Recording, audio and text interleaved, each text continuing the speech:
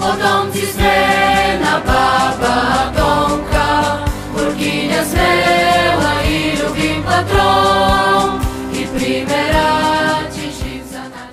И тази година нашето училище отбеляза този значим празник – 1 ноември, Денят на народните водители. Започнахме с реч от нашия директор, госпожа Бобева. Уважаеми колеги, бъдете здрави и с нестихваща енергия продължавайте да предавате знанията и уменията си. Скъпи ученици, бъдете искащи, търсещи и можещи. Намерете най-добрия ваш будител и го следвайте. Честит празник на всички! Чухме страхотните гласове на нашата вокална група, която изпълни песента "Къде си вярна ти, любов народна". Вокалната група е ръководена от господин Роман Атанасов.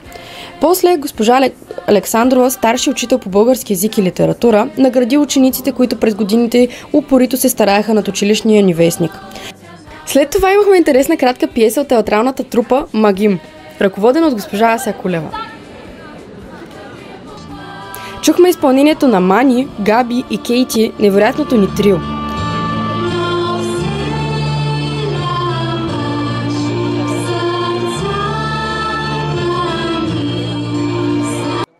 Наградихме със специална награда ваучер за книги Матей Трифонов, който заслужено спечели конкурса Рецитал.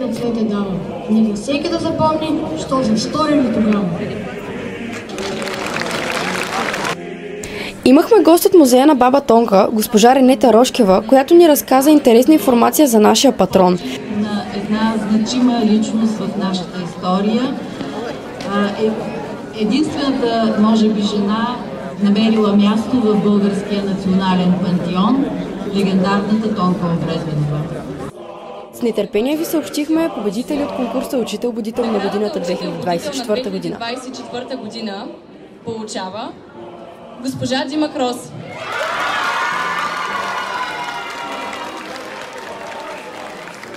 На второ госпожа Евелина Минчева и на трето господин Антони Пенчев.